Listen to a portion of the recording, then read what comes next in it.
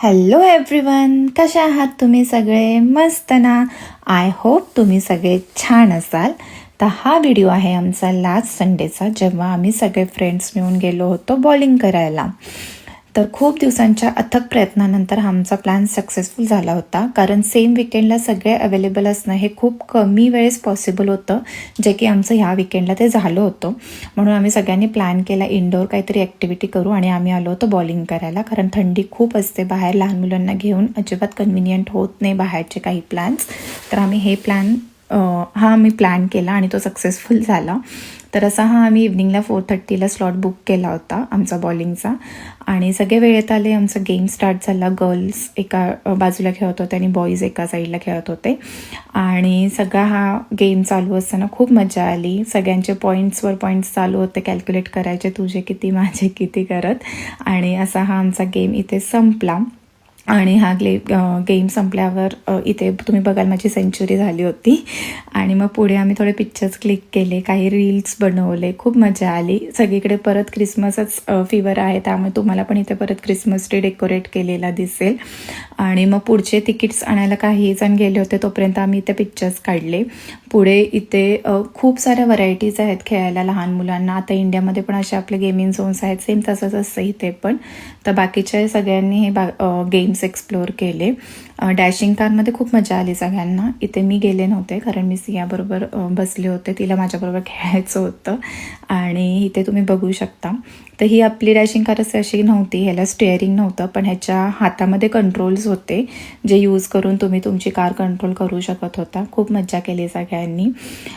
आणि इथे तुम्ही बघाल, इथे सिया आणि माझी मस्ती चालू होती. एकदा का तुम्ही पॅरेंट्स झाला ना, जगाच्या कुठेही जा पाठीवर, तुम्हाला रिंगा रिंगा रोजेस, हाईड अँड सीक असे गेम खेळावेच लागतात. आणि तिला आजकाल हे खूप आवडतं. स्कूलमध्ये त्यांना रोज वेगवेगळं काहीतरी शिकवतात, आणि ते घरी येऊन तिला आमच्याबरोबर खेळायचं असतं, आणि ते आम्हाला खेळायलाच लावते सगळे गेम्स. आणि इथे असा आमचा हा गेम संपला. तर आम्ही आता जायची तयारी करत होतो. कार पार्किंगमधून कार येईपर्यंत सियाबरोबर थोडी मस्ती केली. तिला खूप डान्स करायचा होता, तर तिला काही स्टेप्स मी डान्सच्या शिकवत होते, पण तिचं असं होतं की मी तुला शिकवते तेच तू कर. थोडी मस्ती झाली आमची इथे. आणि मग आता आम्ही सगळे कार घेऊन आले, तोपर्यंत आम्ही थोडे पिक्चर्स क्लिक केले परत. आणि इथून आम्ही गेमिंग झोनला बाय बाय करून परत आम्ही गेलो 12th स्ट्रीटला. तिकडे आमचा डिनरचा प्लॅन होता. आणि आम्ही जसं बाहेर पडलो तर बघितलं, वेदर बऱ्यापैकी चांगलं होतं, म्हणजे खूप अशी थंडी नव्हती. लकीली हा विंटर खूप छान मिळाला आहे, जे की म्हणजे मी जेवढे लास्ट विंटर्स बघितले तर अतिशय पाऊस असतो, विंडी वेदर असतं, पण ह्यावेळेस ब्राईट आणि सनी डेज पण खूप मिळाले, त्यामुळे खूप छान वाटतं हा विंटर. आणि मग आम्ही आमच्या वेन्यूला पोचलो, जे की MK बुफे म्हणून होतं रेस्टॉरंट. आम्हाला ते एक्सप्लोअर करायचं होतं काय आहे तिथे वगैरे. मी फर्स्ट टाईम जाणार होते, बाकी आधी जाऊन आले होते तिथे, तर त्यांचा एक्सपिरियन्स चांगला होता, सो आम्ही तेच कंटिन्यू करायचं ठरवलं आणि तिथे गेलो. तर तुम्ही इथे मेनू बघू शकाल की काय काय होता. मी थोडे पिक्चर्स कॅप्चर केले, व्हिडिओज कॅप्चर केले, आणि त्याच्यामध्ये तुम्ही इथे बघा, तर डेझर्टपासून सुरुवात झालं होतं त्यांचं हे सेक्शन. तर इथे सगळे केक्स, डिफरंट टाईप्सचे व्हरायटीजचे तुम्हाला, पुडिंग्स, परत फ्रूट्स आणि खूप सारे गमीज, परत इथे चॉकलेट्स, हे पण खूप डेझर्टमध्ये होतं खायला. आणि सगळ्यात इंटरेस्टिंग पार्ट इथला जो होता की इथे चॉकलेट फाउंटन होतं, जे की मार्शमेलो बरोबर खायला मुलांना खूप आवडतं. तर हा तुम्हाला पुढे चॉकलेट फाउंटन दिसेल. तर सहसा हा बऱ्याच ठिकाणी असतो, कारण इथे हे खूप फेमस आहे हा प्रकार. आणि ह्याच्यामध्ये स्टिकला मार्शमेलो लावून ना ते डिप करून खातात, तर बऱ्याच लहान मुलांना हे खूप आवडतं खायला. आणि हे व्हेज नॉनव्हेज रेस्टॉरंट होतं, त्यामुळे भरपूर व्हरायटीज होत्या सगळ्या, स्टार्टर्सपासून फ्राईम्स, तुमचे राईसचे आयटम, रोटी, सलाड, पास्ता, पिझ्झा, आणि मेन पार्ट म्हणजे इथं एक होतं जे की पाणीपुरी होतं. पाणीपुरी बघून आम्ही सगळे खुश झालो, कारण ती ॲक्च्युली ऑथेंटिक टेस्ट जी असते आपली देसी टाईपची, ती सहसा कुठे जमत नाही, मिळत नाही तशी खायला. बट इथली पाणीपुरी खूपच टेस्टी होती, जशी आपल्या इथे मिळते तशी. आणि त्याच्यानंतर मी थोडे परत गोष्टी कॅप्चर केल्या. इथे तुम्हाला पिझ्झा दिसेल, आणि पिझ्झा हा असा मेनू आहे ना, तो लहानांपासून मोठ्यांपर्यंत सगळे आवडीने खातात. आणि इथल्या असं कोणतंच रेस्टॉरंट नाही आहे की तिथे पिझ्झा मिळत नाही. इथे ठरलेल्या मेनूमधला पिझ्झा आणि फ्रेंच फ्राईज हे कुठेही जा तुम्ही, हे असतंच असतं रेस्टॉरंटमध्ये.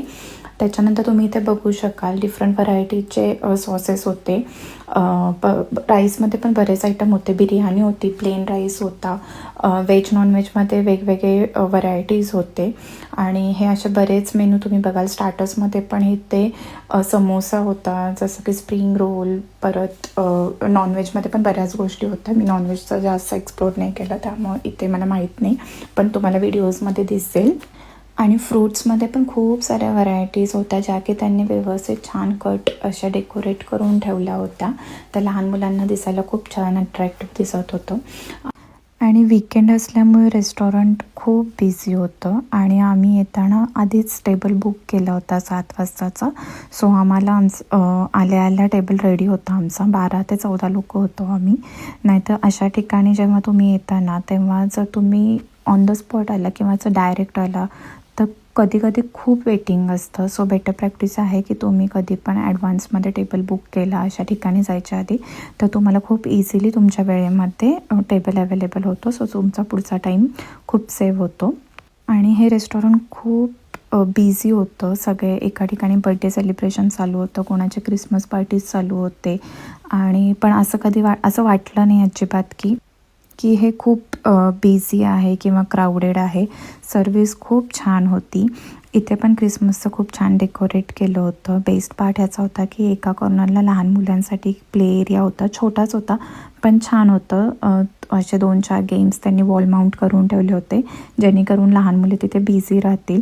सो आम्ही ते पण थोडा वेळ एक्सप्लोर केलं. तिथे मुलांना घेऊन गेलो, बसलो आणि खूप छान गेम्स खेळले त्यांनी. आणि एका साईडला तुम्ही मागे बघू शकाल, तिकडे सेलिब्रेशन चालू होतं. जेवण झाल्यावर सियाला मी इथे घेऊन आले. ती खूप छान हे सगळे गेम्स खेळत होती. मजा आली तिला.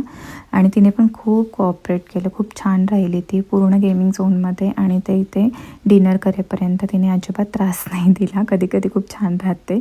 सो चांगलं वाटलं. त्याच्यामुळे आम्ही पण खूप जास्त एन्जॉय केलं. रोजच्या त्याच रुटीनमधून बाहेर पडून फ्रेंड्स आणि फॅमिलीसोबत किंवा तुमच्या आवडत्या व्यक्तींसोबत झालेले हे प्लॅन खूप छान वाटतात. तर आता आमचं इथं डिनर झालं होतं आणि आता आम्ही घरी जायला निघालो होतो.